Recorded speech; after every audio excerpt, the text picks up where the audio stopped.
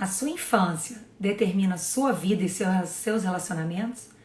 Hoje eu vou estar com o nosso super terapeuta junguiano, Kleber Schwartz. Em primeiro lugar, eu quero agradecer minha super patrocinadora, Águas Prata, a Pollen Distribuidora, que estão sempre comigo e estamos juntos, viu? Muito obrigada pela parceria. E muito obrigada a todos vocês que estão entrando. E hoje o nosso tema vai ser fantástico. Afinal de contas, a sua infância determina a sua vida e os seus relacionamentos? Vamos tratar de autoconhecimento hoje aqui.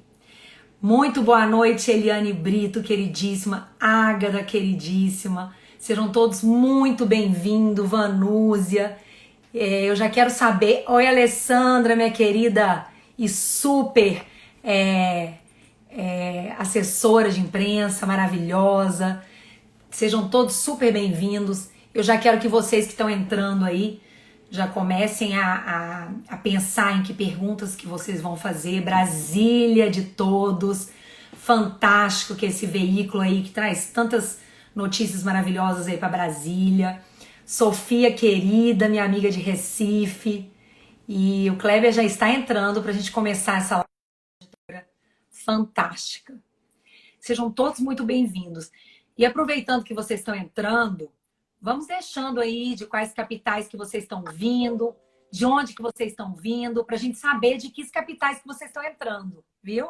Kleber, querido, seja super bem-vindo. Oi, Jana, tudo bem? Tá me ouvindo bem? Tô te ouvindo bem. Graças Ah, a Deus, tudo bem, tudo ótimo. que bom. Como é que você tá? Tranquilo aí? Tudo jóia. Está me ouvindo bem? Perfeito.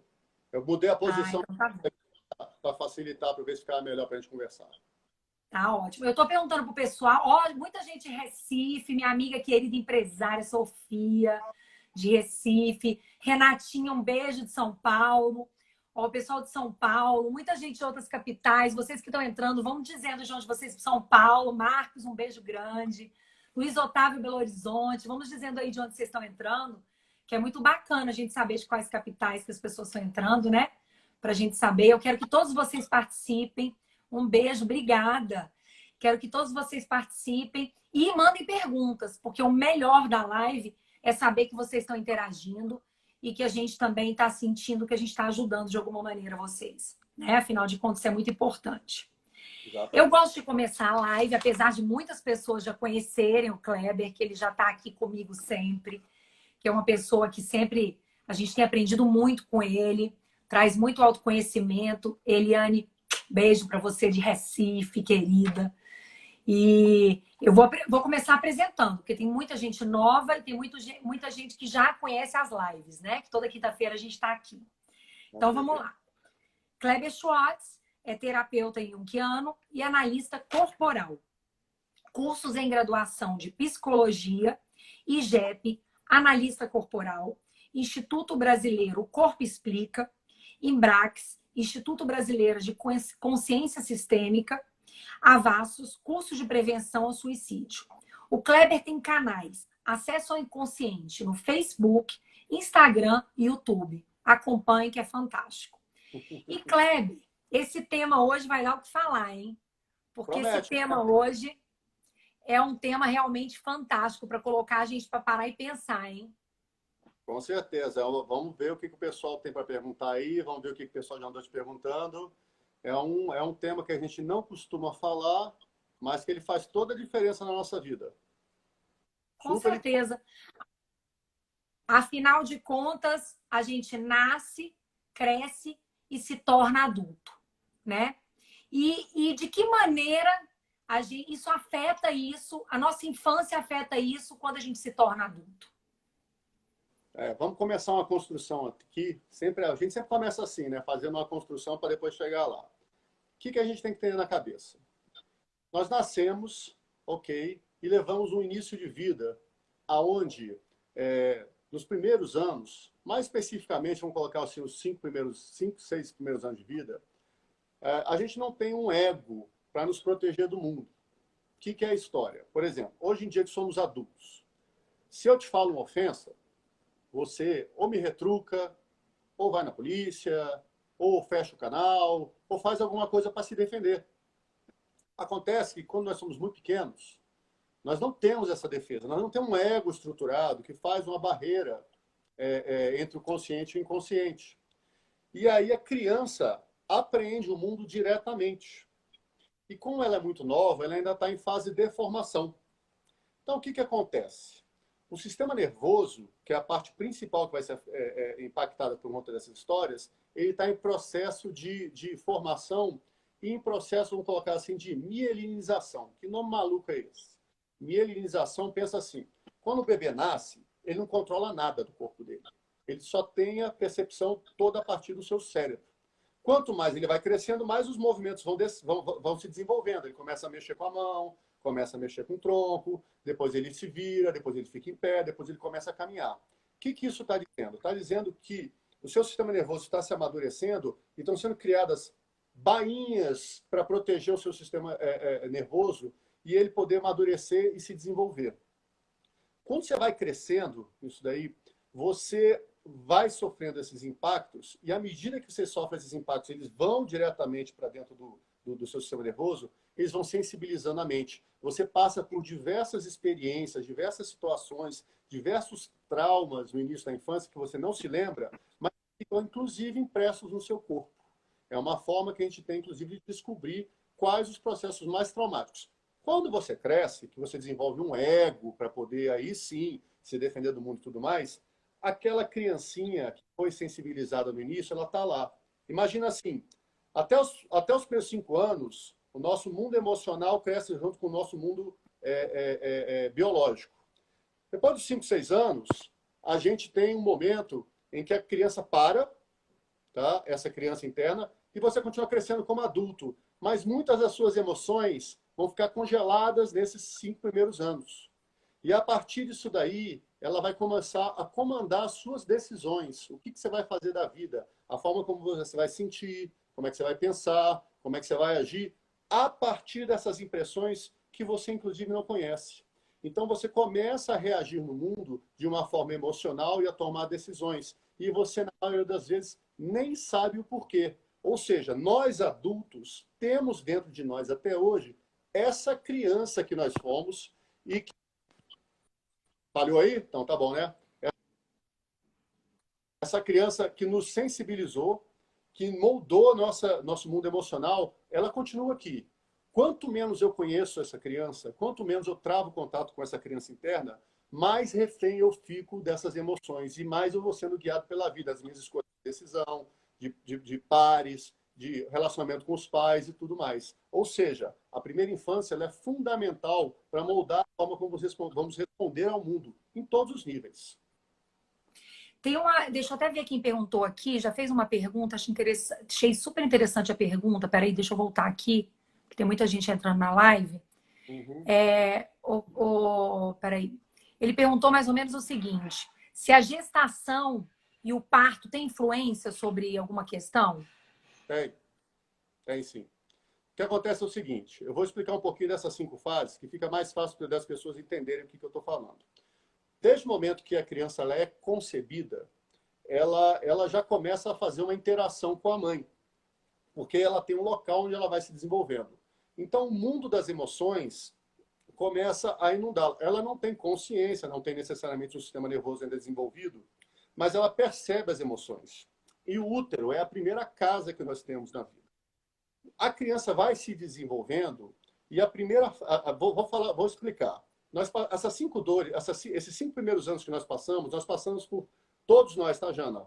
Todos nós aqui, todo mundo está nos ouvindo, eu, você, passamos por 5 dores. Essas 5 dores é que vão definir a forma como nós vamos interagir com o mundo. Então, as dores são a dor da rejeição, a dor do abandono, a dor da manipulação, a dor da humilhação e a dor da troca e da traição. Todos nós experienciamos ela. O que vai moldar nossas escolhas é o grau com que nós vamos sentir. A primeira parte, que é a dor da rejeição, eu começo a sentir dentro do útero. Vamos dar um exemplo. A criança está lá no mundo dela, na barriga da mãe e tudo mais, e a mãe ficou insegura, porque é a primeira gravidez, porque é uma gravidez de risco, porque está passando por um momento difícil da vida, porque está passando por alguma situação. O que acontece nessas horas? Quando a mãe fica tensa, o útero, ele meio que se contrai e ele se torna mais frio, ele se torna mais difícil. E quanto mais a criança vai crescendo, mais difícil fica para ela se movimentar. O que acontece? A criança mexeu um pouquinho, aí a mãe lembra, ai meu Deus, estou grávida. Ai meu Deus, será que esse parto vai ser bom? Será que eu vou ter uma boa hora de nós parir? Será que essa criança vai estar bem? Não vai? Essa tensão aperta o útero. A criança sente o quê? Toda vez que eu me movimento, o útero contrai. Eu me movimento, o útero contrai. O que ela entende no instinto dela? Se eu me mexer, eu sou notado e é ruim. Se eu não me mexer e ficar quietinho, não acontece nada e eu fico bem. Então, a energia do corpo começa a ir mais para a cabeça. Então, você vai encontrar várias pessoas, por exemplo, que são mais magras, mais esguias, que não ganham peso nem a pau, e que são pessoas que têm ou a cabeça maior, ou têm uma grande capacidade lógica dedutiva, porque a energia foi para o cérebro, que ela entendeu o seguinte, já que eu não posso viver, já que eu não posso me manifestar aqui fisicamente, eu vou pensar. Então, o que é a relação? Ela pensa assim, se eu existo, o mundo me rejeita. Se eu existo, o mundo não me quer.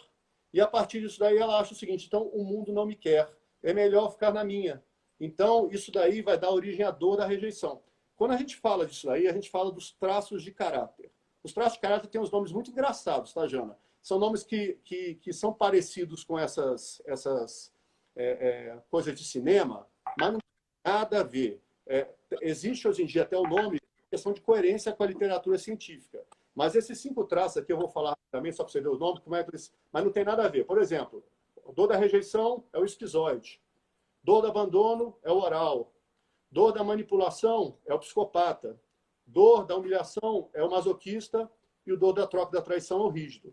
Psicopata, masoquista, esquizoide não tem nada a ver com patologia. São traços de caráter. Não tem nada a ver com o que vocês estão acostumados a ouvir em termos de cinema. É outra história. É só uma questão de coerência com a literatura científica que já foi criada há mais de 100 anos e vem se desenvolvendo ao longo desse tempo. Então, voltando para esse exemplo que eu te falei. A criança nasce. Quando ela passa pelo processo do parto, ela existe, até mais ou menos o primeiro mês, o sistema nervoso dela fica mais na cabeça. Então, as percepções são delas. Então, se ela teve um parto legal, se não teve um parto legal, se ela teve uma gestação legal, se não teve uma gestação legal, isso vai influenciar na forma como ela vai perceber o mundo. Quando a criança nasce, ela vai passando pelas outras fases. Se essa primeira fase marcou ela mais que todos, ela vai ser uma criança que, primeiro, não gosta de contato. Por que não gosta de contato? Porque quando ela toca as pessoas, quando ela é tocada, ela sente, ela revive aquela questão do útero, da dor da rejeição, e ela se isola. Então, se você tem um filho seu que é caladão, que é quieto, que gosta mais de ficar lendo, que gosta de ficar mais no mundo das cabeças, e você vai chegar lá e fala, não, vai dar um beijo na vovó, vai dar um abraço no titio, e a criança não quer, tem que respeitar a gente, porque essa criança pode ter passado por essa dor da rejeição e ela não é muito de toque, não. Ela não gosta de contato. Ela quer ficar mais na dela. Quando a gente começa a entender isso daí, Jana, a gente começa a entender como é que isso leva na vida. Tem adultos que gostam de ficar na cabeça. Tem adultos que não gostam de se relacionar com os outros de toque, de afeto, de carinho, de abraço. E aí você tem um casal que um não gosta de toque e o outro gosta de toque. E aí? Como é que faz? Entendeu? Então, essa história a gente leva para o mundo adulto. E se a gente não conhece, as pessoas vão chamar a gente de antissocial, vão dizer que a gente não é uma pessoa legal, que nós somos uma pessoa snob, porque não queremos nos relacionar. Você entende que isso não tem nada a ver com nada disso? É simplesmente a forma como a pessoa apreendeu o mundo e a partir de quando ela apreendeu o mundo, a dor mais forte dela faz com que ela fique, se afaste. Qual é o grande pulo do gato? Essa pessoa que é quietinha, que é calada, ela costuma ter ideias fantásticas. É uma pessoa criativa, é uma pessoa com alta capacidade mental. Ela tem ideias fora da caixinha. Ela muda tudo isso daí. Ela consegue pensar diferente dos outros. Normalmente você vai achar essas pessoas, esses roteiros de cinema maravilhosos, essas histórias fantásticas, são essas pessoas que têm essa capacidade mental super alta. Às vezes você vai olhar para ela, ela é uma tripa. mas ela tem uma capacidade de raciocínio fantástica. Então, esse é Ô, um exemplo. Cléber, Oi. por exemplo, crianças quando estão na fase assim menor, são pequenas ainda, e os pais se separam e vivem muito atrito, tá?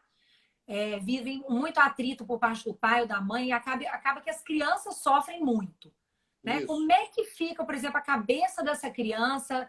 Quais são os traumas? Isso pode ser levado para a vida toda? Como é que funciona essa questão? A gente tem que entender o seguinte, Jana. A gente tem a função paterna e materna e você tem o marido e a mulher. Você tem o pai e a mãe e você tem o marido e a mulher. Quem se separa, a gente tem que ter maturidade para isso. Quem se separa é o marido da mulher. Entendeu? Pai e mãe têm que desenvolver seus papéis. Então, se a pessoa consegue desenvolver um papel de uma função paterna, uma função materna boa, ela consegue levar para frente sem a criança ter tantos traumas. O problema é que se mistura, separa o marido e o marido e a mulher interferem na relação do pai e da mãe. Então, eles começam a misturar as coisas. E aí é que faz uma confusão na criança. Porque a criança ama pai e mãe. Então, assim, se o pai e a mãe estão casados ou se não está casado, é uma questão de adulto. O que interessa é que ela, como criança, ela quer ser amada pelo pai e pela mãe. Então, tem que ter essa sabedoria. Imagina assim, um pai faleceu, a mãe criou o filho. Se a mãe souber criar o filho e passar os valores, passar aquela referência boa, isso quer dizer que a criança vai aprender um masculino saudável. O pai não precisa estar presente porque faleceu. Mas se ela passa uma boa referência, elogia, mostra, olha, vamos dar para ele, pô, seu pai ia adorar que você tivesse feito isso, seu pai ia estar muito orgulhoso de você, que você conseguiu se dar bem nessa matéria, o seu pai ia estar muito satisfeito que você conseguiu fazer esse emprego, ela entende que um masculino, um paterno saudável é isso, e ela leva para frente. O que acontece hoje em dia é que a gente mistura, porque aí entra, exatamente, a pessoa não conhece as suas dores, lembra dessas cinco, no relacionamento de casal, faz essa confusão, porque cada um se relaciona sem saber, não dá certo, separa, e aí essas dores ficam comandando o relacionamento delas, enquanto elas deviam estar cuidando de ser pai e mãe, mesmo separados. Entendi. E essa questão, eu acho muito interessante. Eu fiz um questionamento para meus seguidores, né? Os seus pais são as pessoas mais importantes na sua vida? Eu achei bem interessante que muita gente me respondeu que sim. Uhum. E aí eu queria que você me desse uma explicação sobre isso. Vou falar duas coisas, então. Vou explicar uma possibilidade pela história, traços de caráter. E depois eu vou fazer um link com outra coisa. Então eu vou demorar um pouquinho para explicar. Veja só. Qual é a segunda dor que todos nós sentimos? Todos nós. É a dor do abandono. A dor do abandono, ela costuma acontecer, costuma não, ela acontece na fase da amamentação. A criança tem um primeiro contato com o acolhimento nessa fase. E aí, não é só o peito. Pode ser o peito, pode ser a mamadeira. É muito mais profundo que isso. É a troca de energia, é o olhar, é o acolher, é você envolver e a criança se sentir acolhida e envolvida pelo mundo e ter segurança para isso. A função da mãe no início, até mais ou menos os três primeiros anos, é preparar a criança para depois ela passar para o pai. A gente conversa sobre isso daqui a pouco. Então, o que acontece? Se a criança passou por esse segundo momento, que é o traço do oral, e ela não teve uma boa amamentação, no sentido de que ela não foi acolhida, não se sentiu envolvida. Por exemplo, ela vai lá e chorava. Aí a mãe, preocupada, ia lá e dava o peito. Mas a criança não estava necessariamente com fome. Ela estava com um negocinho incomodando ela aqui, ela estava urinada, ela estava assim, mas a mãe dá o peito. A mãe dá o peito, ela chora e dá o peito. E aí ela começa a ter uma sensação do que é o seguinte, eu recebo, e minha dor não é satisfeita. A minha necessidade não é satisfeita. Então ela pensa assim, meu Deus, eu me sinto abandonada na minha dor, no meu sofrimento. Quando a pessoa tem o traço de caráter oral, ela tem um vínculo muito forte emocional com a mãe. Aí o que acontece? Ela cresce, se torna um adulto, só que essa criança continua lá atrás, presa nesta carência, nessa falta. Então ela é uma criança que se sente abandonada. Depois eu falo do que eu chamo de superpoder, do traço bom, que não é toda dor gera um recurso. Eu vou falar do recurso, mas vamos falar primeiro da dor. ela cresce se sentindo abandonada e com isso ela vai se relacionando com as pessoas, querendo preencher um vazio que nunca é satisfeito. Ela desconta na comida, vai beber, fumar, vai entrar de repente para drogas, vai mexer com um monte de coisas porque ela quer preencher um vazio existencial. E o que acontece? Quando ela faz esse, ela às vezes não consegue se afastar da mãe, porque a mãe se torna a coisa mais importante para ela, porque ela quer a todo momento suprir esta carência que foi estabelecida lá na primeira infância. Só que o que acontece? Ela se tornou adulta, a mãe seguiu a vida dela, ou era para seguir, e ela não consegue perceber isso. O que acontece? A todo momento ela fica procurando atenção, afeto e carinho da mãe, buscando suprir essa dor do abandono. E aí ela não consegue largar a mãe. Ela casa, ela vai morar em outro país, vai para outro lugar, mas todo dia. Oi, mãe, como é que você está? Ou todo dia. Oi, mãe, sabe o que eu fiz? E começa, casa e leva a mãe junto. Entendeu? Por quê? Porque ela não consegue se desvincular dessa dor do abandono. E o poder que ela desenvolve, que ela devia focar, não na dor, mas no poder, é que uma pessoa do traço de caráter oral, ela é super carismática, super sensível, é uma pessoa que tem um sexto sentido. Ela chega perto de você, por exemplo, Janaína, e fala, Janaína, você não está legal hoje. E você nem abriu a boca. E ela consegue. E ela é comunicativa, ela é expansiva. Então, assim, essa necessidade, essa dor do abandono desenvolveu com ela o potencial de ser carismática. Exatamente porque ela quer a atenção de todo mundo. Por que ela quer a atenção de todo mundo? Para não ser abandonada. Então, a gente leva essa história para a vida adulta. E se você não conhece essa dor, você só vai olhar para a dor e vai ficar sempre com medo de ser abandonada. Essa é a primeira explicação. A segunda não é explicação, a segunda parte, ainda dentro dessa história. A gente tem que entender o seguinte: pai e mãe são funções, como eu falei para você. Se pai e mãe são funções, todos nós que somos pais ou seremos pais, temos que entender que nós vamos ter um papel para desenvolver na vida do filho e depois nós temos que nos afastar. Por quê, Jana? O que acontece? Vamos pensar assim, imagina que a vida é um fluxo para frente. Antes de mim, tem meus pais, que se casaram e vim eu. Eu me caso, tenho meus filhos, e assim a vida vai prosseguindo. Quando eu estou fazendo isso acontecer naturalmente, eu estou seguindo o fluxo da vida, como meus antepassados fizeram. O que é o certo, o esperado e o saudável? Você atingiu a maioridade, seus pais ficaram para trás. Seus pais te entregam para o mundo e dizem, você agora é adulto suficiente para ir para frente. E você não precisa mais da gente. Você tem a gente como pai e mãe, estamos do seu lado, mas nós somos muito mais aquilo que nós te demos para você levar dentro de você do que efetivamente aquela pessoa de carne e osso que você tem presente do seu lado. Você continua a ter vínculo com eles, você continua a ter relação, mas não mais como porque você é adulto.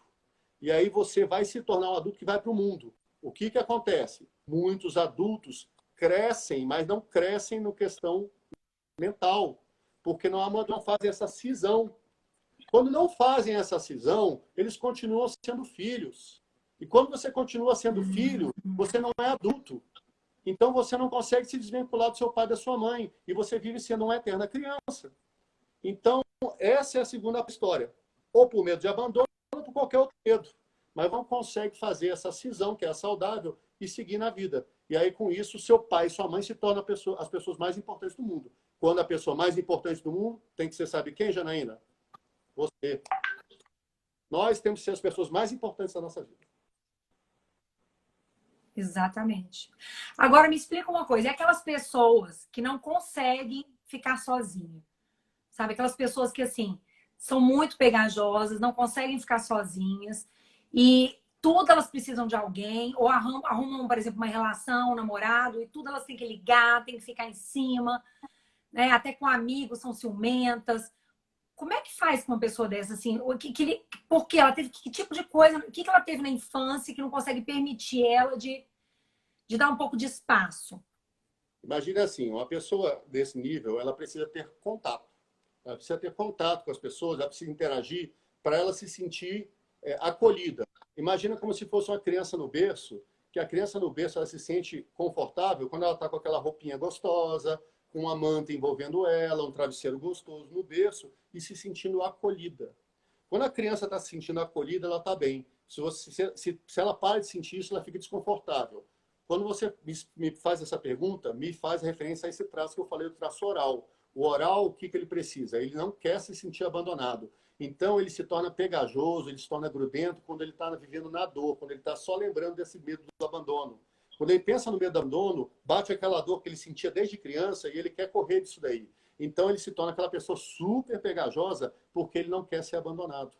Agora, se você criar condições no ambiente que ele não se sinta abandonado, ele não vai ter essa demanda. Ele vai continuar querendo interagir, ele vai querer continuar querendo trocar. Só que ele precisa se sentir mais seguro, mais tranquilo, para poder deixar a pessoa ir. Não é aquela pessoa que vai embora daqui a 5 minutos. Oi, tudo bem? Está tudo bem? Ué, acabei de sair da sua casa. E aí? Não, eu só estou ligando para saber se você está bem. Entendeu? Se a pessoa está bem acolhida, ela não vai ter isso. Ela vai falar, que legal, fulano veio, estou me sentindo super amada, estou me sentindo super querida, estou tudo bem. E aí, daqui a um tempo, vai esvaziar o potinho de afeto, ela vai precisar de mais afeto. E as pessoas têm que entender. A gente tem que se conhecer, Jana. Porque quando entrar nesse modo carência, as pessoas têm que saber, eu sou oral, eu preciso de mais carinho, eu preciso de mais atenção. E ela precisa, meu Deus, eu estou precisando de fazer alguma coisa, senão ela vai começar a comer, vai começar a ter crise de choro, ela vai poder entrar até numa depressão. A gente tem que ficar atento com isso. Olha só, a Paula Pena, um beijo, amiga querida, que está aqui nessa live também, super querida. Ela que fez a primeira pergunta, ela fez outra. Então, a maturidade é o grande erro da relação dar errada? Não entendi. O que foi? Desculpa, falhou aqui. A maturidade é o grande erro da relação dar errado? Não, não necessariamente. Veja só, a maternidade ela é importante. Porque senão fica muito fácil em jogar a culpa na mãe, jogar a culpa no pai e dizer que a vida não funciona porque minha mãe e meu pai não me criou. Não, todo mundo aqui é adulto, todo mundo tem que ter capacidade de, independente da história de vida que teve, entender como chegou até aqui, jogar para trás aquilo que não presta, levar para frente aquilo que é bom e a partir daí tomar suas decisões. Agora, fato, o materno e o paterno são fundamentais. Por quê? Porque nós estamos nos primeiros 5 anos de vida. Então, se você está falando dos primeiros 5 anos de vida e você vai levar toda essa questão emocional para o resto da vida, então o papel do materno e do paterno é fundamental. Só fazendo um detalhe aqui. Não estou dizendo necessariamente que materno é mãe e paterno é pai. A função independe de sexo e de gênero. Normalmente, o materno é o feminino e o paterno é o masculino. Mas isso daí não é uma regra escrita em pedra e não funciona assim. Acontece que os papéis têm que ser desempenhados nos três primeiras dores, a dor da rejeição, a dor do abandono e a dor da manipulação, o papel da mãe é mais importante. Nos 2 primeiros ele é total. No terceiro, ela começa a dividir com o pai. A dor da humilhação e a dor da troca e da traição, aí o peso já começa a ficar mais equilibrado. Agora, os 2 primeiros momentos é mais o vínculo com a mãe. Ou seja, tem que ter um potencial saudável. Por isso, antigamente, tinha essa questão de você dar todo esse cuidado, esse afeto para a criança, para suprir. Eu estou falando antigamente, bem antigamente. A gente crescendo e foi perdendo esse referencial, e agora que a gente começou a se preocupar novamente com a necessidade de dar uma primeira infância para o ser humano de forma mais saudável. Mas nós estamos muito longe ainda. Muito longe mesmo. Então, a gente está falando aí de tipos e características. Aí as pessoas estão falando aqui, eu sou oral, eu sou oral. Fala um pouquinho das características para ver onde que as pessoas se encaixam. Está sendo bem interessante essa questão, porque uma já está dizendo que eu sou oral. E quais são as outras? Tá bom, então eu vou falar. Vamos lembrar de cara, então, que é o seguinte. Todos nós passamos por essas 5 dores. Todos nós temos essas dores.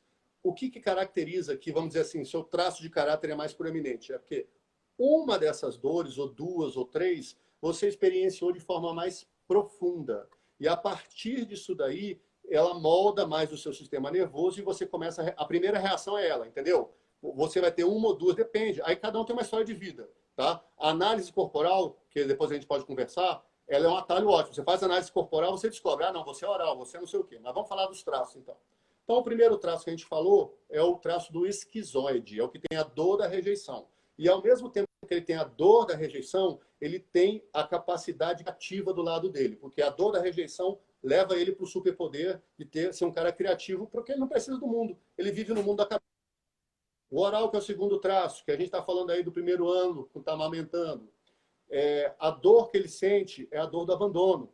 Então, o que acontece? A criança, ela nasce, começa a amamentar, sente essa dor do abandono por algum motivo. O que ela desenvolve de superpoder para isso? Carisma, uma capacidade de empatia maravilhosa, um sexto sentido de perceber o ambiente, é uma pessoa que consegue conectar as outras e sentir.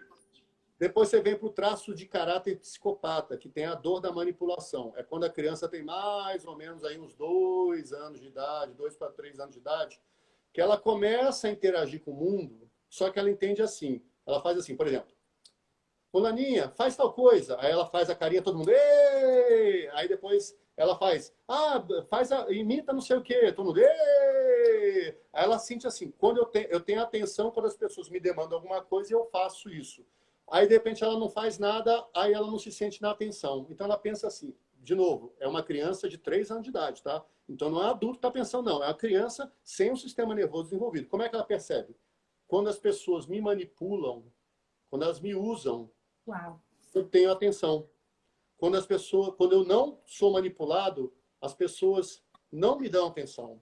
Então, toda vez que ela se sentir manipulada, ela vai se recordar dessa dor que ela teve lá atrás, que ela só tinha atenção, carinho e afeto quando ela fazia o que os outros pediam. E aí, com isso, ela vai detestar se manipulada, porque ela leva isso para a vida. Toda situação que ela sentir que ela for manipulada, ela vai reagir de forma emocional e vai reagir mal para isso daí. Porque ela acha, porque está lembrando aquela dor. Em compensação, ela pensa assim, para eu não ser manipulado, o que eu faço? Eu manipulo. Então, ela transforma isso numa capacidade de liderança, numa capacidade de articulação, numa capacidade de gerenciar as pessoas para chegar no objetivo que ela quer. Então, é uma pessoa que desenvolve um grande potencial de liderar equipes, por exemplo. Ela consegue administrar os outros e consegue para chegar no objetivo que ela quer. Por quê? Porque o traço de caráter psicopata, ele não tem necessariamente muita perna para fazer as coisas. Ele costuma articular com os outros para fazer. Ele desenvolve um grande poder de articulação. Então, esse é o terceiro traço. Quarto traço. A criança está ali mais ou menos com 2, 3. Já está andando. Aí ela está com fralda ainda. Aí o que acontece? Quando quando a criança está com fralda, ela de vez em quando faz cocô, né? Assim, fora de vontade. Ela não tem controle sobre o esfíncter anal, não tem controle sobre a bexiga. Ela vai fazendo as coisas. Aí o que acontece? De repente, alguém esqueceu de colocar a fralda, ou a fralda ficou assim, ou então ela estava sem fralda, e ela faz cocô. Aí os pais reagem, fulano fez cocô. Aí todo mundo, fulano, olha só, ele fez cocô, tá fedendo, socorro. E a criança entende assim, putz grila, quando eu faço, desculpa, quando eu faço merda, eu sou exposto, eu me sinto exposto. Aí ela pensa assim, eu não posso fazer nada errado. Em outras palavras, eu não posso fazer merda. O que ela pensa então? Ela desenvolve uma capacidade de suportar pressão, porque ela não fala, ela engole, porque ela sofreu essa humilhação, ela não fala, ela suporta peso, é uma pessoa normalmente que aguenta a pressão, você demanda, ela faz, e desenvolve uma excelente capacidade de planejamento e execução. Por quê? Ela é uma pessoa mais lenta. Por que ela é uma pessoa mais lenta? Para não fazer merda. Então, ela é cautelosa, lenta. São aquelas pessoas que vai fazer uma viagem, tem tudo planilhado. Vai fazer um trabalho, tá todo o roteiro pronto. Vai fazer um negócio, tá tudo mapeado, porque ela não quer correr o risco de dar uma coisa errada, e aí quando der errado, ela se sentir humilhada e ela vai dar da dor da humilhação dela lá atrás. Então ela desenvolve o superpoder, que é o poder da organização e do método e essa capacidade de executar as coisas. Que fantástico. Fantástico, né? Quando você começa a estudar isso aí, o que é mais interessante é o seguinte, Jana. Quando você começa a entender o tanto que esses 5 traços comandam a sua vida até hoje, adulto, barbado, ou então mulher feita, o tanto que essas dores guiam as suas escolhas e decisões hoje, sem você ter consciência, isso é mais fantástico ainda.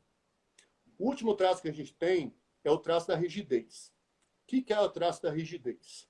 A criança chegou lá para os seus 4, 5 anos de idade, já controla o xixi e o cocô, já anda, já interage com as pessoas, já brinca, já mexe. E aí ela entende assim, opa, peraí, deixa eu olhar em volta aqui. Ela fala, papai tem mamãe, vovô tem vovó, titio tem titia, o gato tem a gata, o cachorro tem a cadela, o boi tem a vaca. Ela começa a entender assim, o mundo funciona em par. O mundo funciona em par em um jogo de casal. O que acontece então? Ela pensa assim, de novo, nós somos uma criança de 4 anos de idade, 5 anos, ou seja, é totalmente é pueril, é um jogo pueril. Ela pensa assim, quem pode ser que eu vou fazer um par? Vamos fazer o exemplo do homem. Vou falar o meu caso, tá bom? Já sei, mamãe vai ser minha namorada. Quando é mulher, ela fala, já sei, papai vai ser meu namorado. E o primeiro grande namoro da vida da pessoa se torna o pai, no caso da mulher, ou se torna a mãe, no caso do homem. Só que o que acontece à noite, Jana? Você está brincando lá, vou falar do menino, mas vale para a menina também. Aliás, vou falar da menina, que eu acho que a gente tem mais mulher aqui e fica mais fácil das rígidas se identificarem. A menina está lá, papai, papai, adoro papai, papai me dá beijo, me dá abraço e tudo mais. Aquela papai na cabeça dela é o meu namorado. Só que chega à noite, o papai pega ela no colo, dá um abraço, dá um beijinho, põe ela no berço para dormir. E para onde que ele vai? Ele vai para a cama da mamãe. O que a criança entende com isso? E, de novo, com 5 anos de idade. Meu namorado me traiu e me trocou. Olha só, Rejeição. a pessoa que eu tive como meu primeiro grande amor, ela me trocou por outra. Isso é uma Olha, fantasia de 5 anos. O que ela pensa? Eu não vou ser mais trocada na minha vida. Nunca mais. E aí ela desenvolve uma competitividade, uma capacidade de correr atrás das coisas fantástica. Por quê? Porque ela pensa assim, como é que a criança dela pensa? Se eu sou o melhor, que pessoa no mundo vai me trocar por outra? Jamais eu vou ser trocado de novo, porque eu tenho que ser o melhor. E são pessoas que desenvolvem uma competitividade, uma capacidade de correr atrás, de iniciativa, de competição. Os rígidos são extremamente competitivos, eles não querem perder de jeito nenhum, porque se ele perder, ele vai ter medo de ser trocado ou de ser traído. Porque na cabeça dele, aí o que acontece? Aí depois, cada um desses daí tem uma característica física, tá? Eu não falei aqui, se der tempo eu falo, se não der, cada um desses é uma característica física. O rígido, por exemplo, para ele não perder as coisas, ele tende a ser mais harmônico. Não digo nem belo, porque belo é uma questão cultural. Ele é harmônico. Ele tem uma proporção de cabeça bonita, ele tem bonita não, harmônica, ele tem uma proporção de corpo harmônica, ele tem todo um jogo, por quê? O corpo dele foi preparado para ele não perder para ninguém. A mente dele provavelmente é uma pessoa que não aceita perder, é isso? não. Não, ela não gosta de perder nem para o ímpar. Nem no para o Uau. ímpar ela porque são extremamente competitivos. Então, assim, a dor do rígido, e se ele vive na dor, ele só fica com medo. Aí ele vai ser uma pessoa ciumenta no relacionamento, ele vai ser uma pessoa possessiva, ele vai ser uma pessoa controladora, porque ele quer ter o controle para garantir que não vai ser trocado.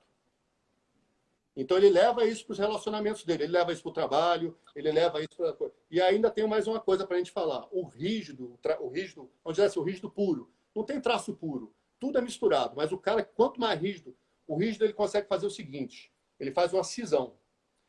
O coração dele, dela, vou falar de mulher, o coração dela é do pai. Acabou. O corpo, ela dá para quem ela quiser, ela entrega para o mundo, ela faz o que quiser, ela não se vincula. Então, as mulheres que falam, meu pai é o amor da minha vida. Meu pai é a pessoa mais importante para mim. Meu pai é a pessoa que eu mais quero. E quando ela consegue alguma coisa, pai, adivinha, eu consegui tal coisa. Pai, eu comprei não sei o quê. Pai, eu fiz isso daqui, o pai. Aí, filha, parabéns. Ela se sente amada porque é o primeiro amor da vida dela. Esse é um jogo infantil, lembra? Nós estamos falando de um sistema nervoso que foi desenvolvido até os 5 anos de idade. Então, a criança ela reage de forma emocional, a parte criativa dela. Então, ela não consegue se entregar. E aí ela leva isso para os relacionamentos. Qual é o problema disso? São aqueles relacionamentos... Imagina, aí vamos misturar um pouquinho as histórias. Imagina uma pessoa que é mais rígida com uma pessoa que é mais oral. A oral, ela é um poço de querer carinho, afeto e tudo mais. E ela quer se vincular e quer entregar o coração. E o rígido não entrega o coração dele se ele não fizer um trabalho de autoconhecimento muito profundo.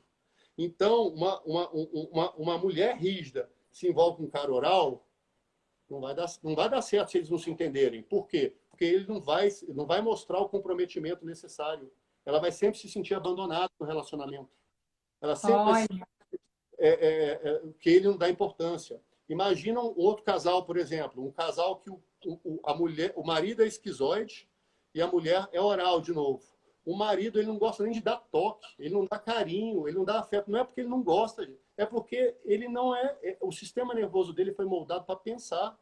Ele não tem essa capacidade de dar afeto. E uma oral casada com ele que quer afeto, quer beijo, quer abraço, quer não dá. fiabilidade. Dá A choque. outra, a outra aqui, Eliane, você é ótima. Divórcio na certa, em caixa alta. Para evitar isso, as pessoas têm que se conhecer, entende? Aí, o que eu trabalho muito? Você tem que fazer uma análise corporal. Não é nada absurdo, é fácil. Você Pois é, aí eu quero que você, mais uma vez, gente, a análise corporal é fantástico. Então eu quero que o Kleber explique para vocês o que é uma análise corporal, para vocês entenderem. Kleber, por favor. que acontece? A análise corporal é uma coisa tranquila. Você faz uma sessão, dura de 45 minutos até 1h30, depende. Nessa sessão, você, o caso analista, eu vou falar de mim, né, que eu sou analista. Eu faço uma análise da cabeça aos pés. Eu olho 6 pontos seus. Né? Posso até falar, porque isso daí vai. Olho cabeça, olho, boca, tronco, quadril e pernas. Ah, Kleber, precisa ficar pelado? Não, pelo amor de Deus. Não, não, pode usar uma roupa tranquila, sem problema. Faço análise, olha você. Com isso daí, a gente consegue identificar no desenho do seu corpo, que não deu tempo de eu falar aqui, acho que talvez no final eu falo, o que cada uma dessas dores registrou no seu corpo. Porque o esquizoide, ele deixa uma marca no corpo, o oral deixa outra, o psicopata deixa outra, o masoquista deixa outra e o rígido deixa outra. Então você vai lendo aquilo ali, vai fazendo um gráfico, e no final você fala assim, ah, agora entendi. Você tem isso daqui, ou isso e isso, mais forte. Então, se eu chego para uma pessoa e falo assim, você tem uma rigidez alta ou uma oralidade alta, eu já estou entendendo que essa pessoa funciona no modo mais afetivo de ligação se ele é oral, ou no modo mais competitivo, no modo mais frio, no modo do rígido. A gente tenta fazer o quê? A pessoa se entende, se respeita, se acolhe, e ela entende que se ela é uma pessoa que precisa de carinho e afeto, ela tem que se dar carinho e afeto. Se ela é uma pessoa que não gosta de carinho e afeto, ela tem que conversar com as pessoas e as pessoas têm que respeitar. Porque a gente vive na sociedade, Jana, que todo mundo tem que ser sociável, todo mundo tem que se abraçar, todo mundo tem que se beijar, e não é assim. As pessoas sentem diferente. Então, numa análise corporal, no final de uma análise, você tem uma clareza fantástica de quem você é no mundo. E aí você pode ir encarar o seu parceiro. Imagina isso nos filhos. Você consegue começar a entender seus filhos, como é que eles são, por que fulano gosta de carinho, por que não gosta, por que fulano é mais chorão, por que fulano nunca gosta de fazer nada e de se envolver emocionalmente com medo de ficar devendo. Porque, por exemplo, o psicopata não gosta de se envolver porque ele sempre acha que vão cobrar dele, como cobraram aquela fatura lá atrás, ele fica com medo de faturas que vão aparecer na vida dele. Então ele tem que entender essas coisas. Ao entender isso daí, ele começa a se acolher, aquele peso que ele tinha de viver nas dores, ele diminui e ele começa a viver nos superpoderes, nos recursos. Imagina uma pessoa que seja conhecedora dessa e que que entende da sua empatia, que entende da sua capacidade de articulação, que entende da sua competitividade, que entende da sua capacidade de planejamento e põe tudo isso para funcionar. O casamento anda, o trabalho anda, o relacionamento com os filhos anda, tudo funciona. Fica tudo mais fácil. A vida deixa de ser um mistério, ela se torna mais objetiva. Por quê? Porque você está entendendo que os seus 5 primeiros anos de vida governam você até hoje. Você pode ter 50, 60, 70, 80 anos. Então, isso daí é fundamental. Você está me ouvindo aí? Está tranquilo? Tô te ouvindo. Então, o que acontece? Uma sessão de análise corporal. O que isso aí? É um atalho poderoso. Imagina, uma terapia, a gente começa num processo... Eu sou terapeuta também, né? Então, eu posso dizer pelos dois. No processo terapêutico tradicional, você vai lá, você começa a conversar e você começa meio que a tatear. Você vai descobrir essas coisas e vai entender a dimensão disso daí depois de X análises, de X meses de terapia e X reais investidos nisso daí. Quando você faz uma análise corporal, você já queima etapa e você já fala, vamos começar, em vez de começar no nível 0, nós já vamos começar no nível 10. Você já acelera pra caramba. E você, a partir disso daí, você consegue trabalhar detalhes. Por exemplo, não estou me dando bem no meu casamento. Não estou conseguindo me relacionar com o meu seu marido.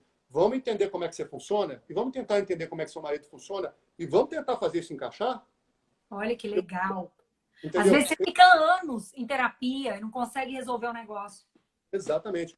Outro exemplo, as mulheres, por exemplo. Eu não consigo achar um cara legal. Eu sou a mulher do dedo podre. Eu só consigo achar tranqueira na minha vida. Só parece coisa ruim. Quando eu penso que eu estou melhorando, vem um cara e me dá um tombo. Aí você vai entender, de repente, que essa pessoa é rígida. Se essa pessoa é rígida e ela estabeleceu que o pai dela é a pessoa mais importante da vida dela, inconscientemente, ela não vai deixar ninguém chegar perto do nível do pai dela. Então, ela só vai arranjar gente ruim mesmo, porque ela vai poder virar para o pai e falar, pai, eu só arranjei gente ruim. Inconscientemente, ela está dizendo assim, você é o amor da minha vida, eu não vou te trair nunca. Você é a pessoa que eu quero. Só que ela não pode casar com o pai, não pode ter nada disso com o pai. Então, ela fica presa em jogos, se sabotando, simplesmente porque ela não se conhece. Fantástico isso. Fantástico. Agora, olha só, eu quero só abrir um parêntese aqui Fala. e pedir, por favor, para a Agatha, que está aí na live. Agatha, tem muita gente dizendo que quer fazer o tratamento, quer fazer análise corporal, é fantástico, eu recomendo, viu? Agatha, coloca aí, você que está aí na live, que é assessora aí, more do Kleber, coloca aí, por favor, como é que o pessoal entra em contato para marcar o horário com o Kleber, porque, gente, é fantástico. 40 minutos, você muda a sua vida. E é fantástico mesmo, tá? Super recomendo. Então, a Agatha já vai estar colocando aí para vocês, e também acompanhem o canal dele, Acesso ao Inconsciente. E, Kleber, me explica uma coisa, criança, a partir de quantos anos a criança pode fazer?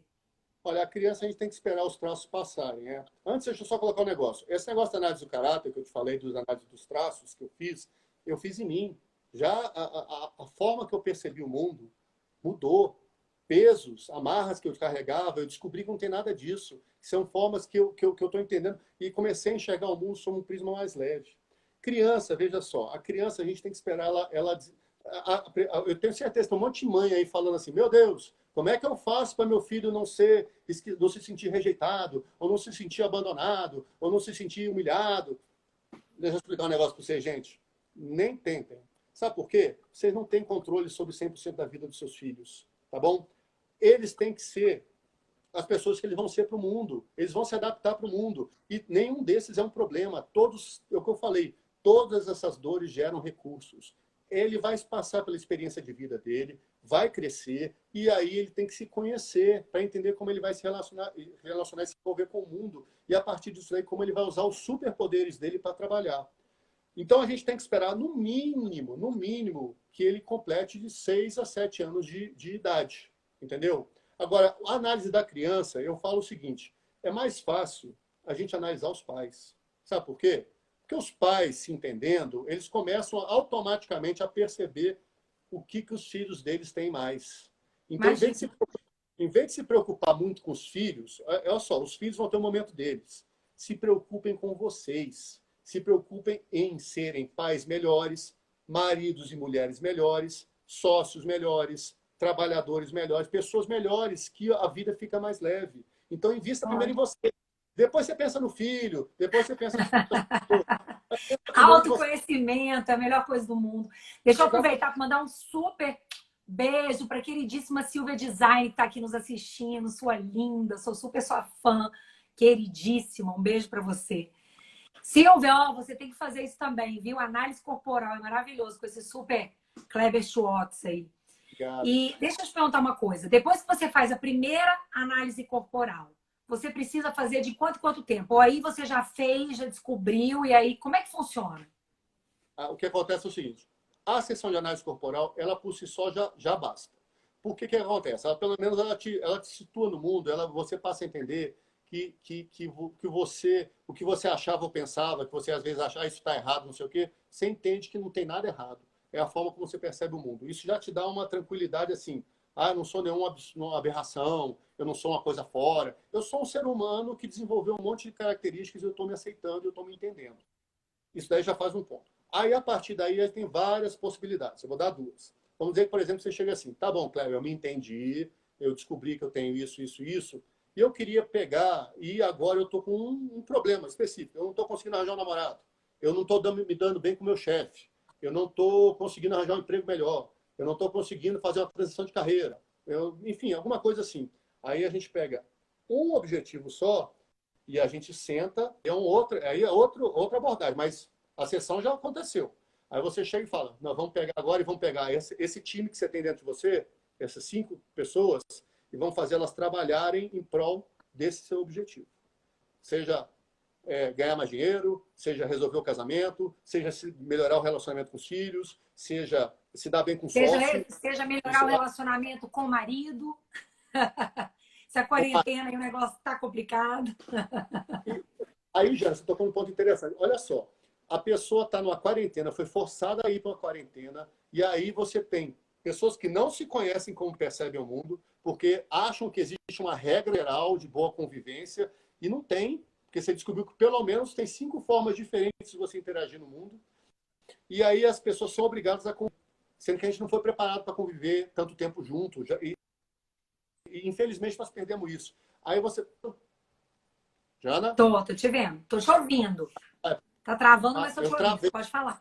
Não. Ixi, travou. Kleber, aí, voltou. Voltou, né? Voltou. Você ouviu? Não, travou tudo. Que Voltou. Travou geral. Você tá me ouvindo agora? Agora tô. Até onde você ouviu? É melhor você repetir tudo. Tá. Volta a pergunta aí que eu tava tão quente que eu esqueci. Vamos pensar assim. Então, não, a gente tava falando que as pessoas não estavam acostumadas nessa convivência devido à quarentena. Então, o que acontece? Você foi forçado a viver a 2 de um jeito que era para ser mais tranquilo, mas não é. Aí a pessoa que é psicopata, por exemplo, fica com medo da outra pessoa. Vou falar de marido e mulher. Homem e mulher, só ficar fácil. O marido, que tem medo de ser manipulado, fica com medo da mulher chegar perto dele, e aí, de repente, começar a apresentar um monte de cobrança, ele se sentir cobrado com isso daí, porque ela é rígida, ela quer produtividade, ela quer efetividade no relacionamento, e ele fica acuado achando que vai ter que prestar contas para ela. Se eles entenderem, a vida fica mais fácil. Aí é a mesma coisa. Tem lá o masoquista, que aguenta a pressão e fica quieto. Uma capacidade assim de aguentar a pressão que você não faz nem ideia de tanto que o bicho aguenta. E aí tem a mulher que é rígida. E aí fica cobrando. Por que você não faz nada? Por que você é um inútil? E aí ele aguentando a pressão, ela fazendo a pressão e eles dois sofrendo. Porque ela reclamando dele, ele aguentando calado, sendo que os dois podiam se entender e o convivência a 2 ser mais tranquila. E a pandemia está potencializando isso mais. O índice de divórcio, depois da pandemia, vai disparar, como foi na China. Né? Na China foi a mesma coisa. Então, a gente tem que pensar nessas coisas e trazer esse conhecimento para nosso benefício. E o nosso benefício, quando você entende como é que você funciona, ele vai para todas as áreas. Você vai individualmente tirar um peso dos seus ombros de você achar isso daí. No relacionamento, você tem um potencial de melhorar esse relacionamento com o marido, com o filho. Se você é sócio, com seu sócio. Se você tem uma empresa, você vai lidar melhor com seus funcionários. Quer dizer, as possibilidades de interagir são fantásticas. É ilimitado. É limitado.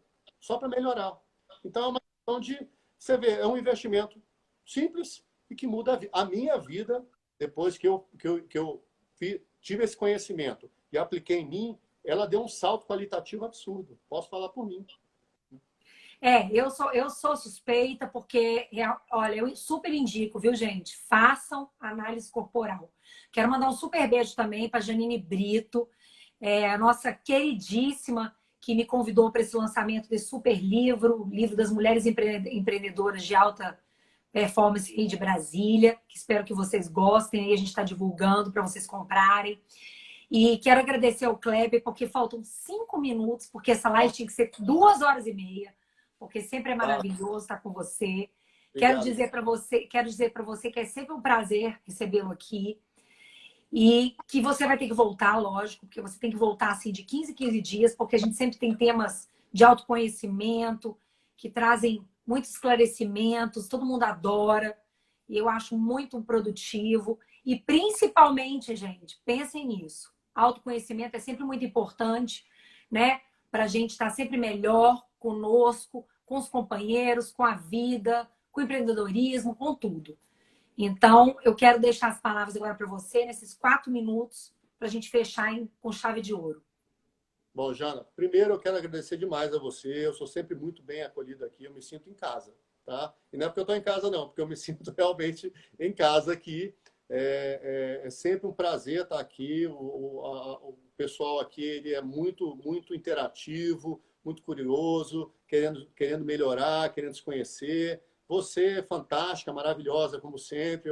Eu acho assim, para mim é um privilégio estar aqui compartilhando esse momento contigo, uma mulher inteligente como você, e sempre querendo inovar, sempre querendo trazer coisas novas de todos os ramos, empreendedorismo, a questão do feminino, a questão do autoconhecimento. Eu acho super válido, então assim, eu agradeço demais, para mim sempre é uma honra e um privilégio estar aqui.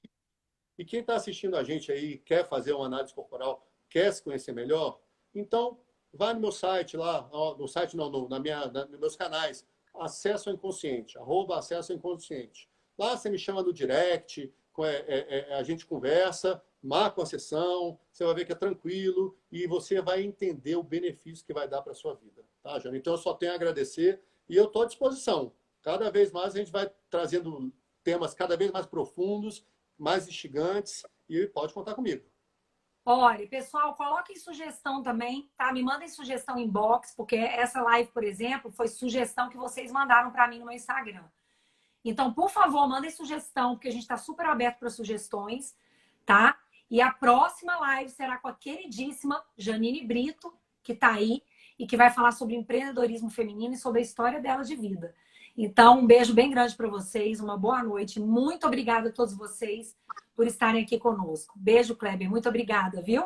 Até a próxima. Até a Beijo próxima. grande. Até Beijão. logo. Tchau, gente. Tchau.